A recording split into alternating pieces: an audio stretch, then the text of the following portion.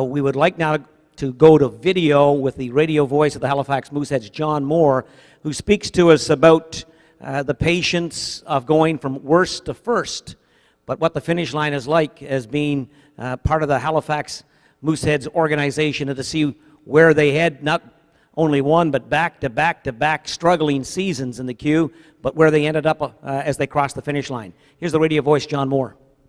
Guesting with John Moore, the radio play-by-play voice of the Halifax Mooseheads. John, a veteran in the Quebec Major Junior Hockey League, 18 years with this Halifax squad, and obviously this year the Islanders going through something a little bit different, trying to maybe take a page out of the book of the Halifax Mooseheads. You've seen the rebuilding process and what it takes to win in the Quebec Major Junior Hockey League. Obviously last year, what a tremendous season, capped off Memorial Cup champs, and then the rebound again this year and a great season. Talk about the highs and lows of building a junior hockey team.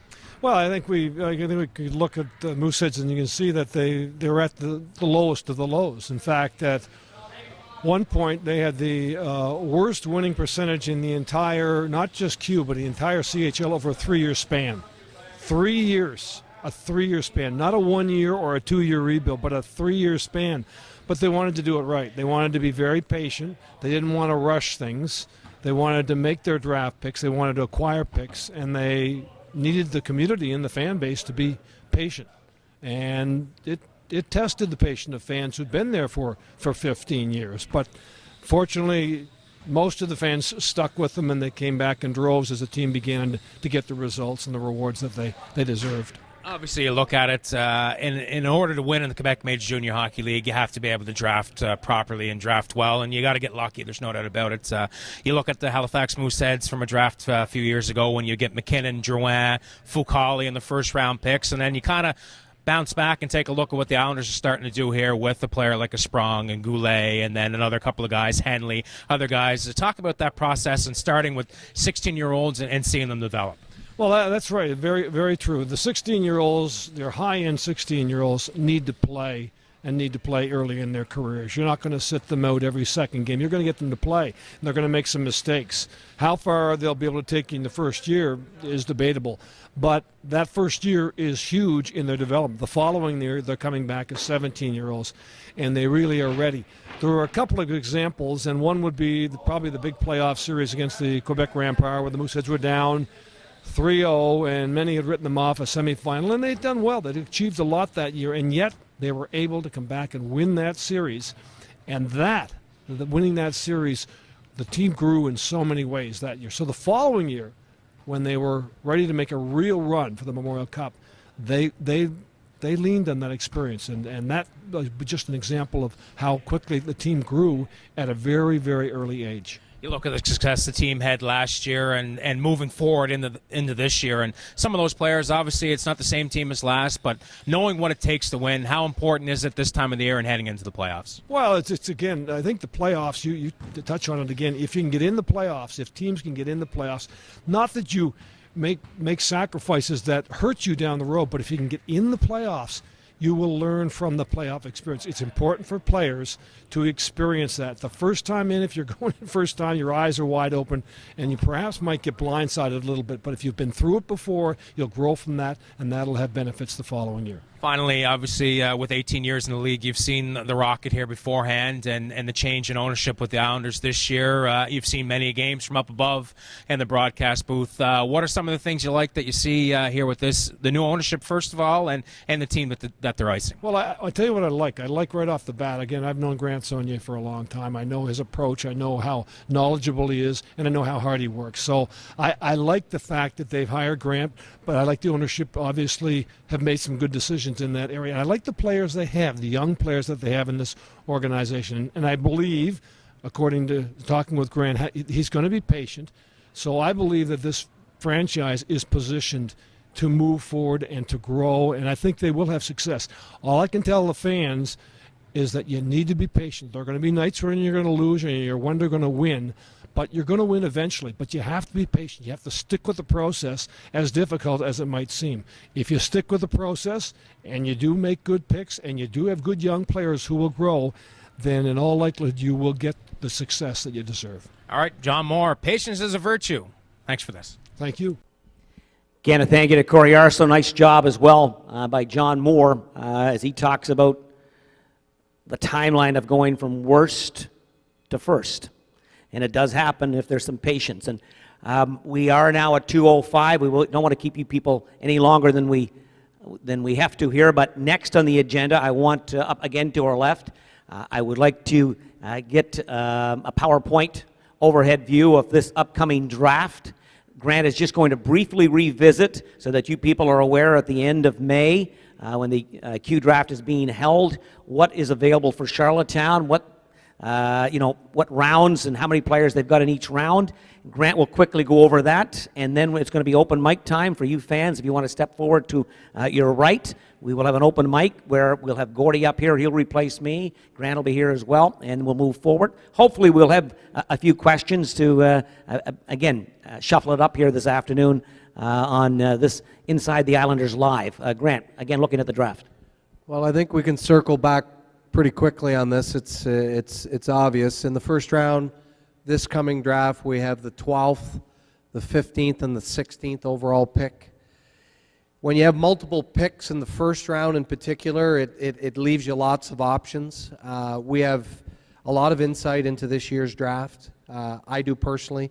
The one thing that's going to be much different for me, when I took the job last year, I basically ran to the draft. I didn't pretend I knew the draft. I didn't pretend or to have much of an input in terms of who we drafted.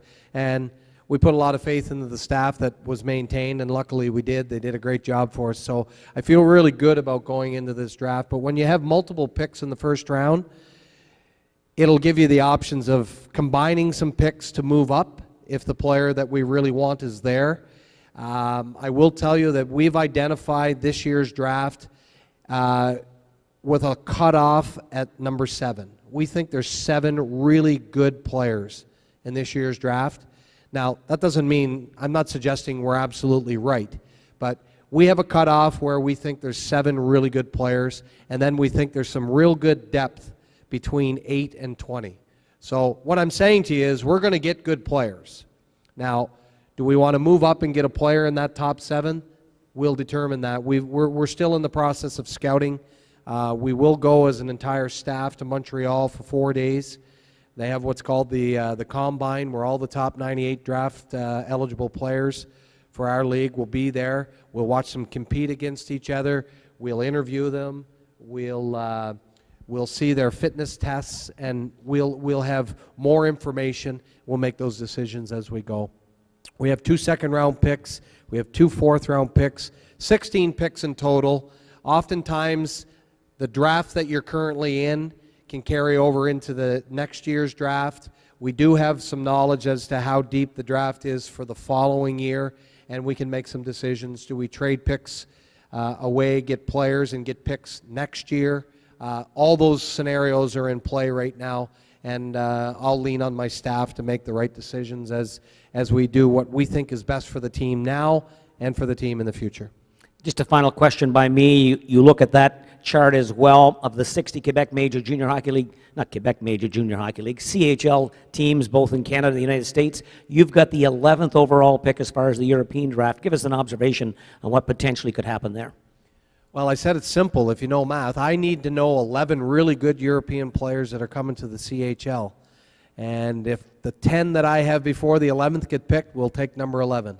And that's probably not going to happen. We're going to get a really good pick. One of the advantages, I guess, I can say from my experiences is I've dealt with all these agents. I've dealt with the Donnie Meehan's and the Pat Bressons of the world who represent the best players in the world, and they start at a very young age, and they represent some of the best European players that are going to be drafted and play in the National Hockey League. So we've cultivated those relationships. We've continued those relationships, and I'm pretty confident we're going to get a really good European player. And we will pick again in slot at number 71, but what happens is you're only allowed 2 European players on your roster. A number of teams are already set, like Halifax won't even be drafting any players this year. So 71 won't be where we pick with 60 teams. We'll pick probably in the 50 range, and there's a strong likelihood that we won't use that pick either. We'll have our 2 Euros in play come that time. Good job, Grant. Communication, relationship development, that certainly is a strength that you have in and around the NHL and the scouting business and the agent business as well. Paint yourself into a corner and you stay in the corner. Some GMs are like that, but certainly Grant's not like that. Okay, folks, now it's going to be your opportunity. And again, thank you this afternoon for showing up here on a beautiful Sunday afternoon prior to the playoffs. You guys are parts of the machine that make this engine run. If there's not a fan base, there's no team. So if you want to step up to the left here now, or I guess to your right, and if you want to address the questions to Gordie or Grant, they're ready to accept those opportunities. Okay? Go ahead, sir. I'm Blair Crozier, and I've been a season ticket holder since the Rocket arrived, and now the Islanders, and my wife Diane. We appreciate the game, enjoy coming, and we're waiting for the rebuilding years. And I thank Grant and his ownership and Gordie. I think you're finally on the right track. Anyway, so I looking forward to next season and wish you all well. And after the Montreal wins the cup, we'll start a training camp. Well put. Thank you very much. It's I think we're all fans. I'm a big fan of Montreal. Obviously, I had an opportunity to play for them, so I'm excited about their playoff opportunities as well. But that's why it's great to be part of this. That's why it's great to be here. We talk about the fan experience, but we've got great fans here in Charlottetown, and that's why we did the things we did this year with the rebrand, with everything else that took place. We've got some great fans that have been through us through thick and thin. There's some exciting days that lie ahead, and I'm glad that you guys realize that. We appreciate the support. We always do, and that's the great thing about Charlottetown. Hockey matters, and when hockey matters in a market, that's a good thing. And I know it matters in your living room, it matters in my living room, it matters in your family, it matters in our family, and that's a good thing. So we're lucky to have the people involved here in Charlottetown. We're lucky to be the Islanders. We're lucky to be involved with it, and that's what we take home every night with us. I'm curious about acquiring European players. I know you touched on it, a couple of things, but how does the slotting system work? And how do you determine when you have an interesting player, if he really wants to come over here, or how does that work? Great question. The slotting I'll answer first. The league of the three leagues that were in the umbrella of the Canadian Hockey League, the Q, the Ontario Hockey League, and the Western Hockey League. The easiest way to explain it is the league that's hosting the Memorial Cup gets the first European pick, and that pick is selected in reverse order of finish. So the worst placed team in the Ontario Hockey League will pick the first overall pick this year, and then subsequently it'll go in the order in which the direction in which the Memorial Cup is going. So our league has the second overall pick this year, the West is third, and then it rotates through in reverse order of standings. So we will pick 11th this year. So, I mean, you just go through the order in which, now, they made a rule coming into this coming year that you can't trade your Euro pick anymore. So what that means is after this year, it will absolutely be the order in which they finish, but there's still some deals that were made. So this year, Sherbrooke had the worst standings in our league. They should technically have the second overall pick, but there was a trade that was already made. Quebec City actually gets the second overall pick this year. And they're hosting the Memorial Cup, so good for them, I guess. Hopefully they don't take the guy we want at 11. But in terms of how we determine whether or not they're going to come, that's either through direct contact with the player, or primarily when you're talking about elite players, they already have representation. So we get back to that relationship with the agents. All the big agencies, whether it's CMA or AGM, or there's so many agencies out there, almost all of them exclusively have European agents that work under their umbrella. So it's a matter of talking to them. We have a database, a scouting system that identifies who their agents are. Not very accurate in terms of the European players, so there's quite a bit of work goes behind it.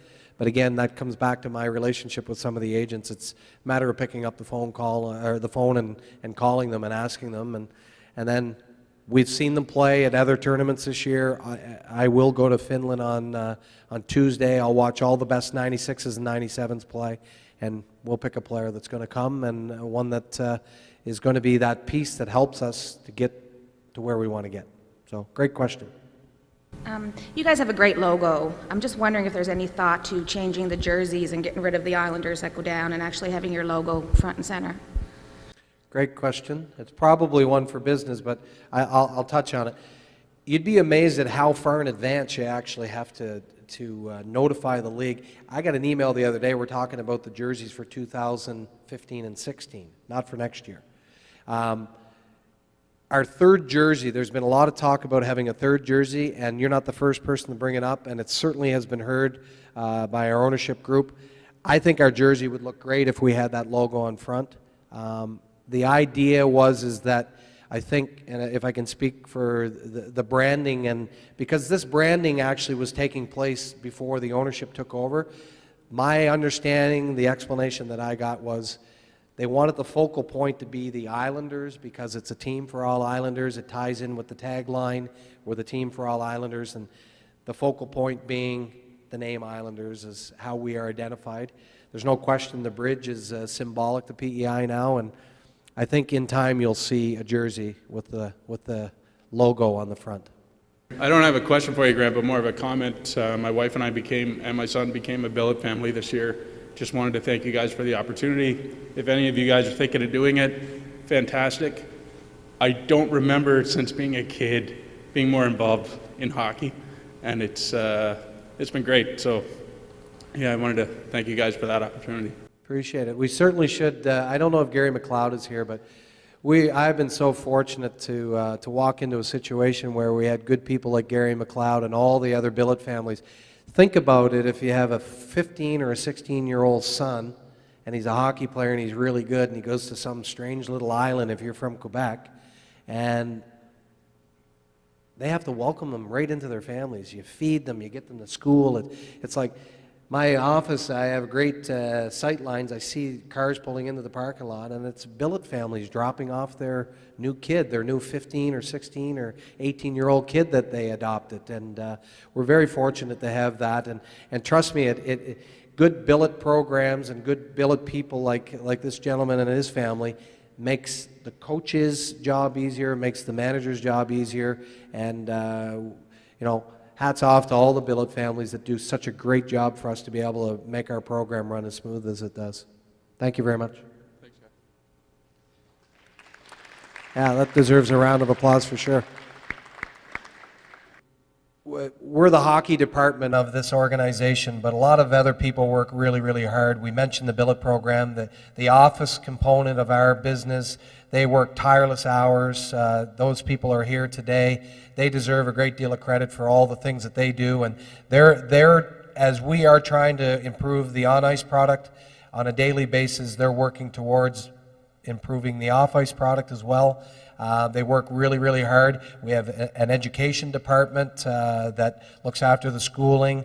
Colin Livingston and Julie McCabe do a great job there. There's so many facets and prongs to a hockey team that you might not be aware of that it's unfortunately we get the stools, if you will, and the stage, but there's an awful lot of people that do an awful lot of work that enable us to do the jobs that we do. So I don't want anybody to think that we're not appreciative of all the hard work, whether it be from the ownership level all the way down to the people that come in here and volunteer on a nightly game day basis.